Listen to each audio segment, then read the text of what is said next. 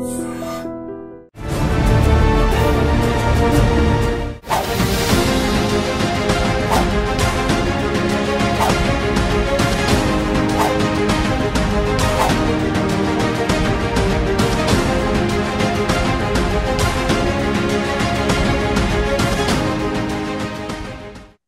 To crime analysis. Delhi liquor కేసులో arrest అయిన కవితను ఈ రోజు ఈడీ అధికారులు కోర్టులో ప్రవేశపెట్టారు. తమ కస్టడీ ముగిసింది కానీ ఇంకా ఆమె దగ్గర నుంచి వివరాలు రాబట్టే ఉంది కాబట్టి మరో 5 రోజులు కస్టడీ కావాలంటూ పిటిషన్ వేశారు. కానీ కోర్టు 3 రోజులే అనుమతి ఇవ్వడంతో తిరిగి ఆమెని కోర్టు నుంచి ఈడీ ఆఫీస్ తీసుకెళ్లారు. తీసుకువెళ్తున్న సమయంలో కవిత కోర్టులోనే కొన్ని నినాదాలు చేశారు. తనది అక్రమ అరెస్ట్ అంటూ తనకి న్యాయం చేయాలంటూ ఆమె నినాదాలు చేసుకుంటూ ఈడీ ఆఫీస్ వెళ్ళారు. ఒకసారి ఆ విజువల్స్ చూద్దాం. Same thing that as 1 year back, it is an illegal arrest. We are going to fight it out. It is a political case. It is a fabricated case. It is a false case. We are fighting it out. Please. They are asking the same thing again and again. There is nothing new. Please. फर्जी case है, गलत case है, illegal arrest है. हम court में लड़ेंगे. ఢిల్లీ కోర్టులో కవిత చేసిన నినాదాలు చూసాం. దీని వెనకన్న ఉద్దేశం ఏంటి? సంవత్సరం నుంచి తను చెప్పిన సమాధానాన్ని అదే ప్రశ్నలు అదే సమాధానం అడుగుతున్నారు, కానీ ఎక్కడ కూడా తన కొత్త విషయం రావట్లేదు అంటూ ఆమె చెప్తున్నారు. అందులో వాస్తవం ఎంత? అసలు అంతేకాకుండా ఢిల్లీ సీఎం అరవింద్ కేజ్రీవాల్ తర్వాత నెక్స్ట్ ఇంకెవరు రాబోతున్నారు? అరవింద్ కేజ్రీవాల్ రిమాండ్ రిపోర్ట్ లో కొత్తగా ఈ విషయాలు వచ్చాయి. దానికి ఆయన చెప్పిన దానికి కవితకి లింకప్ ఏం దొరికిందా? లేదు కొత్తగా మరొక పేరు వస్తుంది. ఆ పేరు ఎవరనే విషయాల్ని మన హైకోర్టు అడ్వకేట్ మన రాజీవ్ రెడ్డి గారు ప్రస్తుతం లైవ్ లో ఉన్నారు. ఆయన అడిగి మరిన్ని విషయాలు తెలుసుకున్నాం. సార్ నమస్తే అండి. నమస్తే సార్, కవితకి ఈరోజు కోర్టులో 23వ తారీఖు అయిపోయింది కాబట్టి కస్టడీ తీసుకొస్తున్నప్పుడు ఆమె ఒక మీడియాతో మాట్లాడుతూ ఇదంతా అక్రమ అరెస్టు, గత సంవత్సరం నుంచి జరుగుతున్న విషయాన్ని పదే అడిగారు తప్ప కొత్తగా ఏమీ లేదు అంటూ ఆమె చెప్పారు. తనకి న్యాయం జరగాలని కోరుకుంటున్నానంటూ ఆమె వెళ్ళిపోయారు. అయితే అందులో వాస్తవం ఎంత ఉంది అనే విషయంతో పాటు ఇందాక మనం చెప్తున్నట్టుగా అరవింద్ కేజ్రీవాల్ గారి ఇంట్లో దొరికిన రిమాండ్ రిపోర్ట్ లో కొత్త విషయాలు ఏమొచ్చాయి. ఇందులో ఇంకో కొత్త పేరు కూడా కనిపిస్తుంది. అదే విధంగా ఈ రోజు హైదరాబాద్ లో కవిత ఆడబడుచు ఇంట్లో కూడా ఈడీ అధికారులు సోదాలు చేశారు. ఆ ఇల్లు మేకాస్ రవాణా అని తెలుస్తుంది. ఆయనకి ఈ కేసుకి లింక్ ఏంటి విషయం మీ దీంట్లో బయటపడింది. ఈ ఎక్స్ప్లెనేషన్ ఇవ్వాలంటే కేసు కొంచెం మనం వెనక్కి వెళ్ళాలి. ఈ కేసు పైన కొద్దిగా క్లారిటీ రావాలి. ఈ కేసు ఏంటిదంటే ఢిల్లీ లిక్కర్ పాలసీలో అవకతవకలు జరిగాయి, దాని ద్వారా ప్రభుత్వానికి నష్టం జరిగింది, కొంతమంది ప్రైవేట్ వ్యక్తులకు లాభం జరిగింది అని. దీంట్లో 2 కేసులు అండి బుక్ అయినాయి. ఒకటి సిబిఐ, ఒకటి ఈడీ.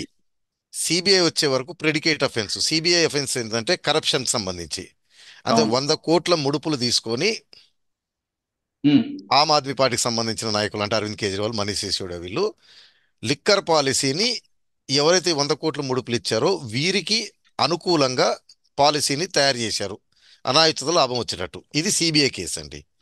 ఈ ఈడీ వచ్చే వరకు ఈ 100 కోట్ల ముడుపులు పాలసీతో సంబంధం ఉండదండి. ఈడీ వచ్చే వరకు ఈ 100 కోట్ల ముడుపులు ఎలాగా చెల్లించారు, ఎవరెవరికి పోయినాయి, దాన్ని ఎలా వాడారు, ఎక్కడికి వెళ్ళినాయి.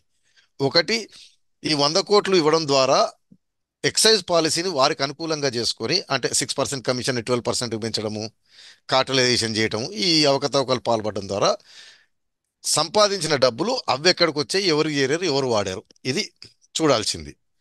సో ఇప్పుడు ఈడీ చేస్తూ ఉంది కాబట్టి అరవింద్ కేజ్రీవాల్ గారి దాంట్లో కవితకి లింక్ చేసేవి, కవిత గారి దాంట్లో అరవింద్ కేజ్రీవాల్ లింక్ తీసి ఏమంటే 100 కోట్ల ముడుపు అంటే ఇదంతా కవిత గారే మెయిన్ పర్సన్ అరవింద్ కేజ్రీవాల్ గారితో కోఆర్డినేట్ చేసి ఈ ఐడియా చెప్పి 100 కోట్ల ముడుపులు మేము అరేంజ్ చేసి ఇస్తాము, దాని ప్రకారం మీరు ఇచ్చేయండి అని చెప్పి ఇన్స్టిగేట్ చేశారు అనేది వారి ఆరోపణ.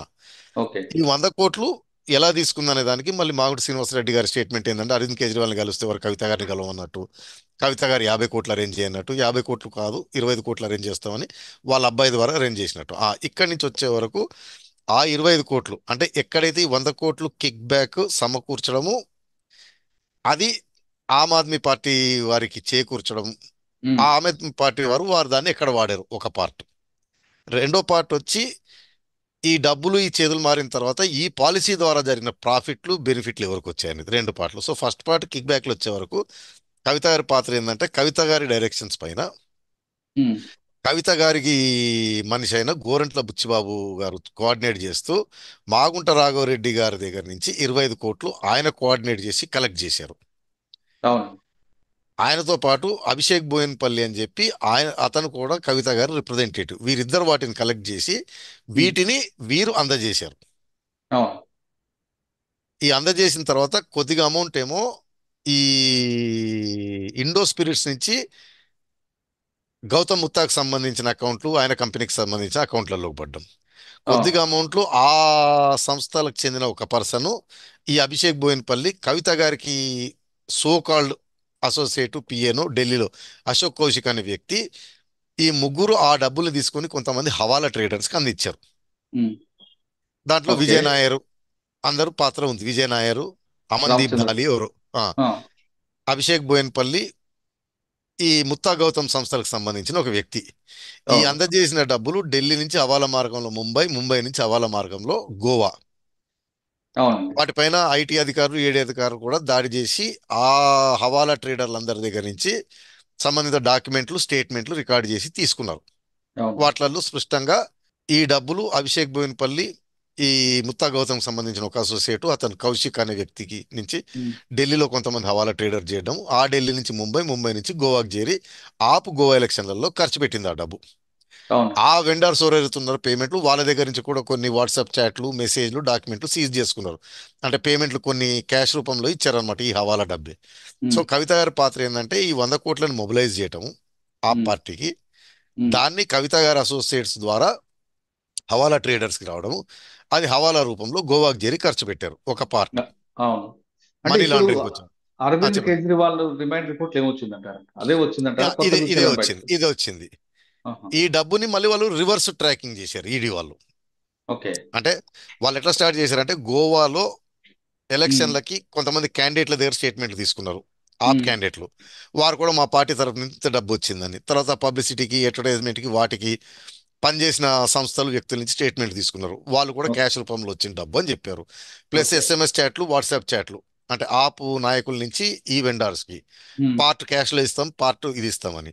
ఉమ్, ఆ క్యాష్ ఎక్కడి నుంచి వచ్చిందంటే పలానా దగ్గర కలెక్ట్ చేసాము. ఆ పలానా ఉమ్, వాళ్ళని ఇంట్రాగేట్ చేసి వాళ్ళ డాక్యుమెంట్స్ అవన్నీ సీజ్ చేస్తే అవి మాకు పలానా హవాలా ట్రేడర్ దగ్గర నుంచి వచ్చినాయి. హవాలా ట్రేడర్ ట్రేస్ చేసుకుంటూ బ్యాక్ ఢిల్లీ వరకు. ఉమ్, ఢిల్లీలో హవాలా ట్రేడర్స్కి అసలు డబ్బు ఎక్కడి నుంచి వచ్చిందంటే ఈ మాగుంట రాఘవరెడ్డి వీళ్ళు చెప్పిన స్టేట్మెంట్ల ప్రకారము చెన్నైలో డెలివరీ చేసినాయి. ఆ చెన్నై నుంచి ఢిల్లీకి చేరినాయి.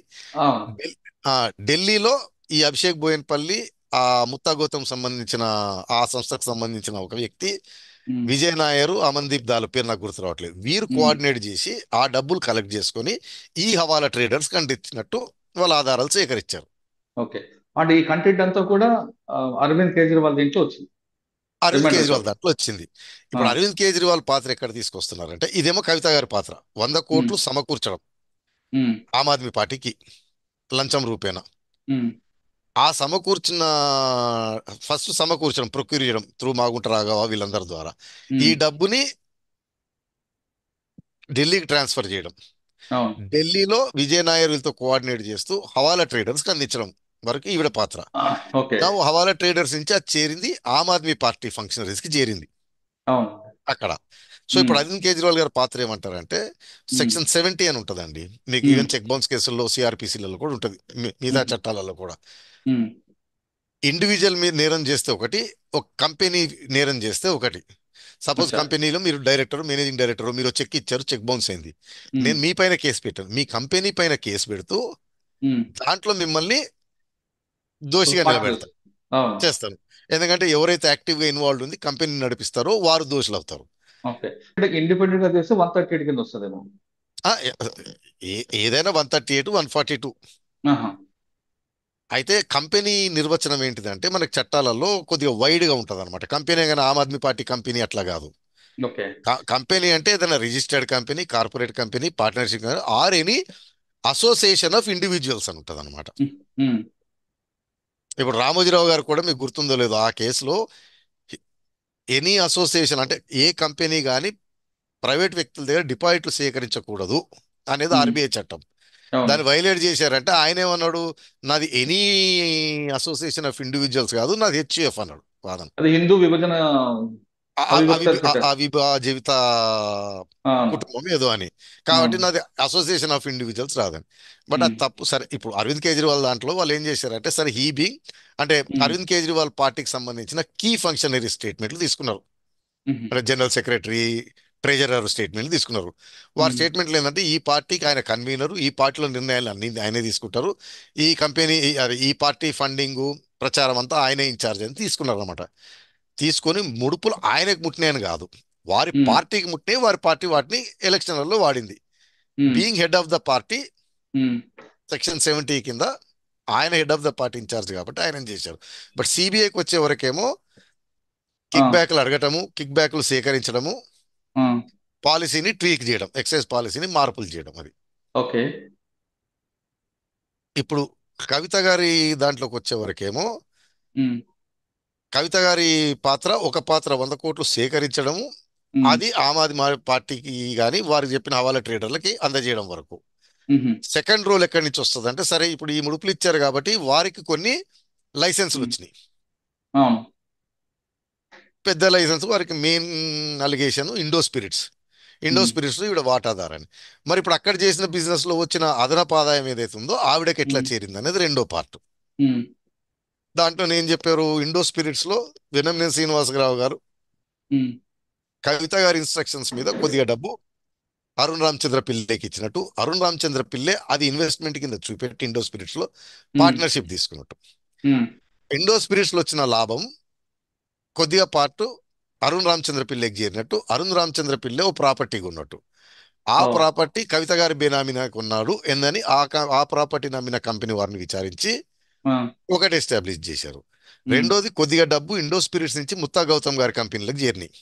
ఓకే. దాని నుంచి మళ్ళీ అభిషేక్ బోయినపల్లికి, ముత్తా గౌతమ్ గారి అకౌంట్లకి ఏదో క్రాస్ ట్రాన్స్ఫర్లు కొన్ని ఉన్నాయి. Okay. So Abhishek um, Boinapally none other than again benami of Kavitha గారు అని. అవునండి.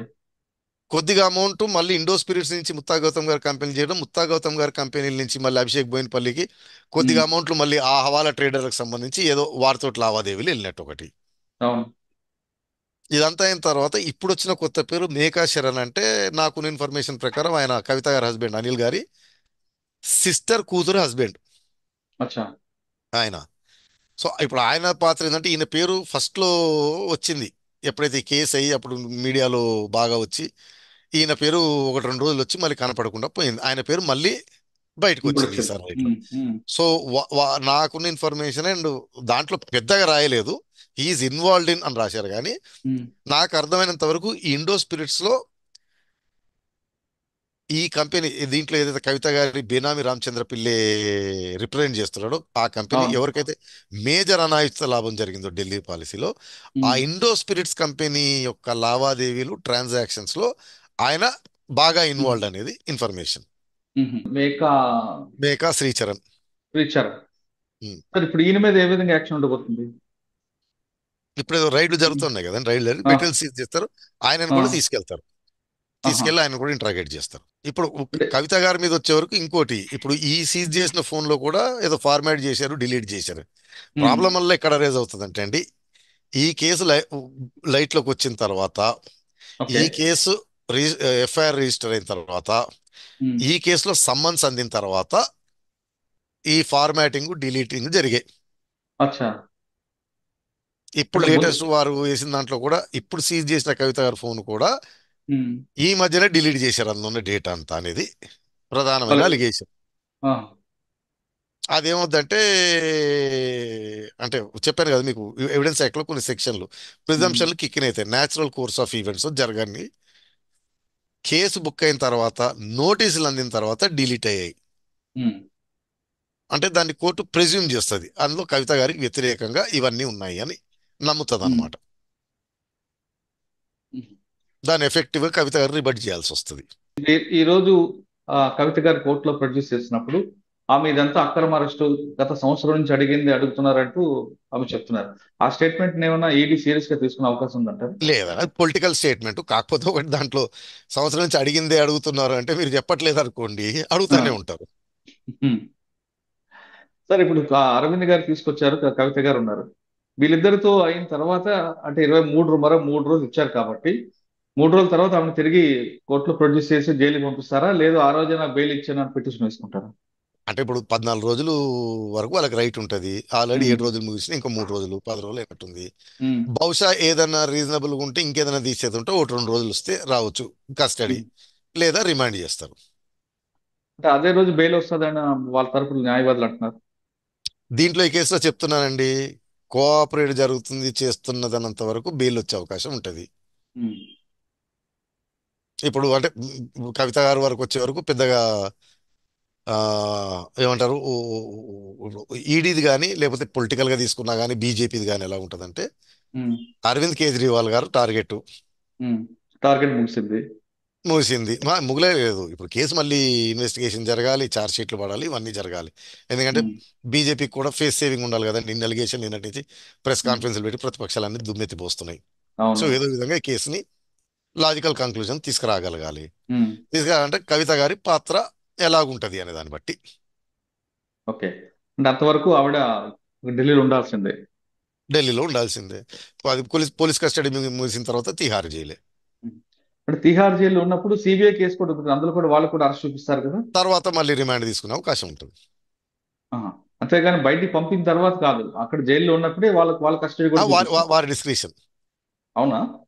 అంటే చెప్పానండి, ఇప్పుడు మనం ఎన్నో ఇంటర్వ్యూలో చెప్పాం, అరెస్ట్ అనేది ఇంపార్టెంట్ కాదు. అది మ్యాండేటరీ కాదంటారు కదా మీరు. ఆ తర్వాత మన దేశంలో ప్రాబ్లం అంతా అదే, అరెస్ట్ల పైన సంతోషపడటం, అరెస్ట్ల పైన చర్చ చేయడం, అరెస్ట్ల పైన తర్వాత కేసులు ఎటు పోతున్నాయో తెలియదు మనకి. ఉమ్, అరెస్ట్లు ఎప్పుడు అంటే, ఇప్పుడు ఈ కేసు ఉందనుకోండి, ఉమ్, కవిత గారు డిలీట్ చేశారు, ఫార్మాట్ చేశారు, ఉమ్, ఎవిడెన్స్ మాయం చేస్తున్నారు, విట్నెస్ అని ఇన్ఫ్లుయెన్స్ చేస్తున్నారు, అరుణ్ రామచంద్ర పిల్లే తన స్టాండ్ మారుస్తా ఉన్నాడు, ఇవి అవాయిడ్ చేయడం కోసం మాత్రమే arrest. Um. But once ED వారి ఇన్వెస్టిగేషన్ కంప్లీట్ అయిన తర్వాత కావాల్సిన మెటీరియల్ అంతా దొరికింది, అది చేసిన తర్వాత పెద్దగా అరెస్ట్ నాట్ రిక్వైర్డ్. అచ్చా. సార్, కేసులో చూస్తుంటే దీనికి ఒక ఫుల్ స్టాప్ పడే అవకాశం కనిపించట్లేదు. మొన్నటి వరకు అరవింద్ కేజ్రీవాల్, ఇప్పుడేమో మేకా శరణ్ రెడ్డి, ఈయన తర్వాత ఇంకొక పేరు కూడా వచ్చే అవకాశం ఉందంటారా? ఆహా, ఫుల్ స్టాప్ అంటే మీరు అర్థం చేసుకోవట్లేదు. ఉమ్, మెయిన్ కింగ్ పిన్స్ అని వారు మెన్షన్ చేస్తున్న డాక్యుమెంట్లో మెయిన్ పర్సన్స్ కవిత గారు, అరవింద్ కేజ్రీవాల్ గారు. అవును. Arvind Kejriwal garu being head of the government excise పాలసీని తారుమారు చేయటం, ట్వీక్ చేయటము, అనాయుత లాభం ప్రైవేట్ వ్యక్తులకు కలిపడం, దీన్ని కోఆర్డినేట్ చేసి అంతా నడిపించింది కవిత గారు. ఉమ్, సో ఇప్పుడు మేకా శరణ్ గాని ఇంకేమైనా పేర్లు వచ్చినా ఇన్సిడెంటల్ అనమాట, అంటే వీరిద్దరికి సంబంధించి వీరిద్దరి పైన మరింత ఆధారాలు సేకరించే. Okay, okay. అంతేగాని కొత్తగా కాదు. లేదు. ఓకే. సార్, ఫైనల్ గా చెప్పండి, అనిల్ వ్యవహారం ఎంతవరకు చూడొచ్చు? కవిత హస్బెండ్ మండే నాడే రమ్మంటూ సిబిఐ ఏడీ అధికారులు పిలిచారు, కానీ రాకుండా బయట తిరుగుతున్నారు. అంటే దీన్ని సీరియస్ గా తీసుకుంటారా? దాని గురించి మన దగ్గర ఏం పెద్ద ఇన్ఫర్మేషన్ లేదు, ఎందుకు రాలేదు, లేకపోతే వారు ఏమన్నా రిప్లై రాశారా, ఈడీని టైం అడుగుతా నాకు ఇప్పుడు కుదరదు అని ఈడీ వారు ఏం చెప్పారు, లేదా వాళ్ళు ఎట్లా కన్సిడర్ చేస్తారు అనేది ఇంకా తెలియదు. అంటే ఇది ఇంకా ఆయన లెటర్. బిగినింగే. ఓకే. ఆయన ఒకవేళ రాకుండా రాకుండా గతంలో కవిత ఏ విధంగా చేసిందో, లేదా కేజ్రీవాల్ ఏ విధంగా ప్రవర్తించారో, అదే ప్రవర్తనలో కూడా అనిల్ కూడా ప్రవర్తిస్తే పరిణామాలు ఏ విధంగా ఉంటాయి? అది ఈడీ వారు డిస్కస్, అతను ఎంత ఇంపార్టెంట్ అని అనుకుంటారన్న దాన్ని బట్టే ఉంటది. మ్మ్. అనుకుంటే రాకలేదనుకోండి 174 కడతారు, మ్మ్. ఓకే. లేదా ఉన్న పలంగా ఎక్కడ ఉంటే అక్కడికి వచ్చి తీసుకెళ్తారు. అచ్చా. ఇప్పుడు రైడ్లు ఈ రోజే కదా మొదలైనవి వారి బంధుమిత్రుల అవును, పైన. అవును. దీంట్లో ఎంత ఎంత ఇన్ఫర్మేషన్ వస్తుంది, ఏమేమి వస్తుంది అన్న దాన్ని బట్టి. అచ్చా. ఢిల్లీ లిక్కర్ కేసులో కవిత, కేజ్రీవాల్ ఇంపార్టెంట్ కాబట్టి తర్వాత దొరికిన ఆధారాల ఆధారంగా వాళ్ళు మిగతా వాళ్ళ మీద దాడులు చేయడం కానీ, రైళ్లు చేయడం కానీ, వీళ్ళందరూ పికప్ చేయడం, దాని సపోర్టింగ్ ఎవిడెన్స్ కోసమే అంటున్నారు రాజీవ్ రెడ్డి గారు. కవిత విషయంలో ఇప్పటికీ క్లారిటీ ఉంది కాబట్టి మరో 3 రోజుల తర్వాత ఆమెను కోర్టులో ప్రవేశపెట్టి కోర్టు ఇచ్చిన ఆదేశాల మేరకు జైలుకి పంపుతారా అన్నది కోర్టు నిర్ణయంపై ఆధారం ఉంది అంటున్నారు రాజీవ్ రెడ్డి గారు. కవిత కేసులో ఇది రాజీవ్ రెడ్డి గారి విశ్లేషణ. మరో అంశంలో మళ్ళీ కలుద్దాం. అంతవరకు నమస్తే. Thank you sir. Thank you very much అండి.